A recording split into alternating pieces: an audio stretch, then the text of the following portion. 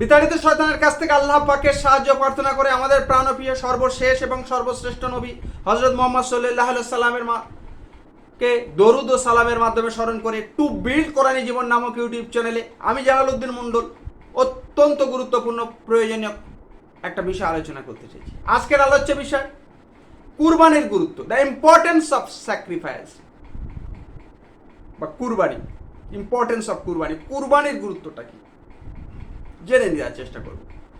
একটু উপলব্ধি করে নিই, আল্লাহ পাক সমস্ত পৃথিবীর আকাশ পৃথিবীর সমস্ত কিছু সৃষ্টি করেছেন এবং সমস্ত সৃষ্টির সেরা করে উৎকৃষ্টতম শ্রেষ্ঠতম অবয়ব দিয়ে মানুষকে তৈরি করে চোখ কান হৃদয় আত্মা সত্তা বিবেক বুদ্ধি চেতনা সব কিছু আল্লাহ পাক মানুষকে দিয়েছেন। মানুষকে পরিপূর্ণ জীবন বিধান দিয়েছেন এবং হাদিসে নবীর জীবনের মাধ্যমে অসংখ্য হাদিসের মাধ্যমে একটা শরিয়ত আদর্শ জীবন বিধান নির্দেশিকা দিয়ে মানুষকে সেখানে জানিয়ে দিয়েছেন কুরবানির গুরুত্ব কি, সেখানে জানিয়ে দিয়েছেন আল্লাহ পাক এবং কুরবানির বিধান সেখানে আল্লাহ পাক দিয়ে দিয়েছেন। আল্লাহ পাক তার বড়ত্ব, তার মহত্ব, তার প্রভুত্ব, তার প্রশংসা করার কথা নানাভাবে বলেছেন এবং আল্লাহ পাক তোমার প্রিয় জিনিস কিছুই চান না তোমাদের কাছে, তোমার রিজিক দিয়েছে, জীবিকা দিয়েছে, সমস্ত কিছু তোমাকে দিয়েছে এবং আল্লাহ পাক জানিয়ে দিয়েছেন তোমরা ইব্রাহিম আলাইহিস সালামের একটা আত্মত্যাগের ঘটনা দিয়েছে, ইমানের পরীক্ষা নিয়েছে। কি ইমান, কি বিশ্বাস ইব্রাহিম আলাইহিস সালামের, যে ইব্রাহিম আলাইহিস সালামের যে ইমানের পরীক্ষা নিয়েছেন, আত্মত্যাগের পরীক্ষা নিয়েছে, নিজের প্রাণপ্রিয় সন্তানকেও গলা ছুরি চালিয়ে দিয়েছেন আল্লাহর জন্য, যেহেতু আল্লাহ চেয়েছেন, আল্লাহ দিয়েছেন, আল্লাহ চেয়েছেন, কোনো বিপদ নেই, চালিয়ে দিয়েছেন।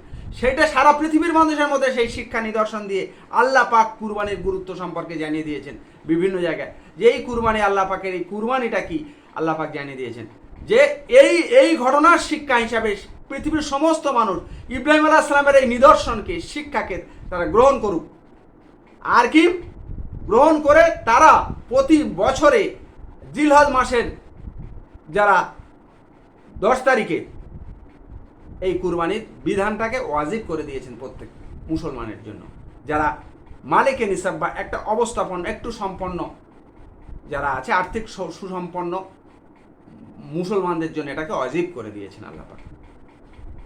সেই জন্য এখানে জানিয়ে দিয়েছে তিনি তাওহীদ এবং একাত্মর শিক্ষা দিয়েছে, ইসলামিক এর শিক্ষা দিয়েছে, দিয়ে আল্লাহ পাক এটাকে ওয়াজিব করে দিয়েছেন। পবিত্র ঈদের দিনে এই জিলহজ মাসের 10 দিনের আমল এবং গুরুত্বপূর্ণ ইখলাস এবং নিয়তের সঙ্গে কোরবানিরও নির্দেশ দিয়েছেন। খুব গুরুত্বপূর্ণ জিলহজ মাসের আমল, আলাদা ভিডিও করেছি, দেখে নেবেন। আর কি নবী সাল্লাল্লাহু আলাইহি ওয়াসাল্লামের ওয়াজিব ফজিলত বর্ণনা করেছেন একে। আমরা আলেম সম্প্রদায়ের কাছে, রাসূলের সুন্নতের আলেম সম্প্রদায়ের কাছে রাসূলুল্লাহর সুন্নত এবং মাসালাগুলোকে সমূহকে আমরা ফেকা ও কেতাব সমূহকে লিপিবদ্ধ করেছেন, সেগুলোকে আমরা জেনে নেব, পরিপূর্ণভাবে জেনে নেব। জেনে নিয়ে আমরা এর গুরুত্ব অনুধাবন করতে হবে, জানতে হবে, আমল করতে হবে। আল্লাহ পাক একে ইম্পর্টেন্স দিয়েছেন, নবীজি সাল্লাল্লাহু আলাইহি ওয়াসাল্লাম একে ইম্পর্টেন্স দিয়েছেন, গুরুত্ব দিয়েছেন।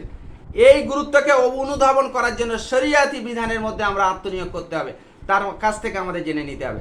নবী করিম সাল্লাল্লাহু আলাইহি ওয়াসাল্লাম বলেন ঈদুল আজহার দিনে একমাত্র রক্ত প্রবাহিত বা কোরবানি করা ব্যতীত আদম সন্তানের আর কোনো আমল আল্লাহ পাকের কাছে অধিক পছন্দনীয় নয়।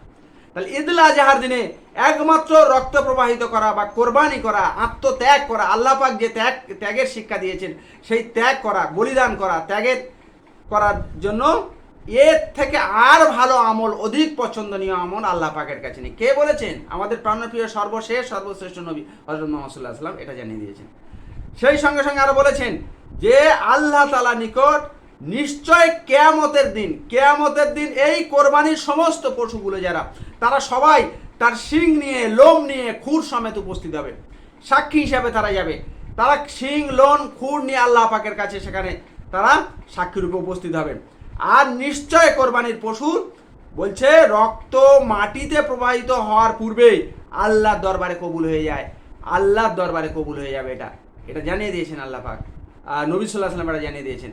আমাদের সমস্ত কিছু আমার সাক্ষী হিসাবে থাকবে এবং আল্লাহ পাকের কাছে এগুলো সমস্ত কবুলিয়াত হয়ে যাবে তার রক্ত মাটিতে পড়ার আগে। এ বিশ্বাস রাখতে হবে, কেননা আমাদের সর্বশ্রেষ্ঠ নবী এটা আল্লাহ পাক জানিয়ে দিয়েছেন, বিশ্ব নবী জানিয়ে দিয়েছেন এটা। সুতরাং তোমরা কোরবানি দিবে, নিজস্ব অন্তরে সন্তুষ্ট থাকতে হবে, সন্তুষ্টি দিয়ে একদম বিশুদ্ধ নিয়তে সন্তুষ্টির মধ্য দিয়ে আমাদের কোরবানি করতে হবে, আমাদের কোরবানিকে দিতে হবে। সাহাবারা হুজুর সাল্লাল্লাহু আলাইহি ওয়াসাল্লামকে জিজ্ঞাসা করলেন যে হুজুর সাল্লাম কুরবানির উদ্দেশ্যটা কি, কুরবানির উদ্দেশ্যটা কি? হুজুর সাল্লাল্লাহু আলাইহি ওয়াসাল্লাম বললেন, ইহা তোমাদের পিতা ইব্রাহিম আলাইহিস সালামের সুন্নত। এটা আমাদের পিতা, সবার পিতা, আমাদের পিতা, আদি পিতা ইব্রাহিম আলাইহিস সালামের, জাতির পিতা ইব্রাহিম আলাইহিস সালামের সুন্নত এটা একটা। সাহাবারা আবার প্রশ্ন করলো, তাতে আমাদের লাভ কি?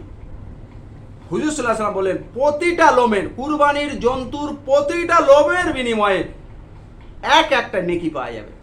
প্রত্যেকটা লোমের বিনিময়ে আল্লাহ পাক একটা নেকি দিবেন। আল্লাহ পাক জানিয়ে দিয়েছেন, এটা হুজুর সাল্লাল্লাহু আলাইহি ওয়াসাল্লাম জানিয়ে দিয়েছেন।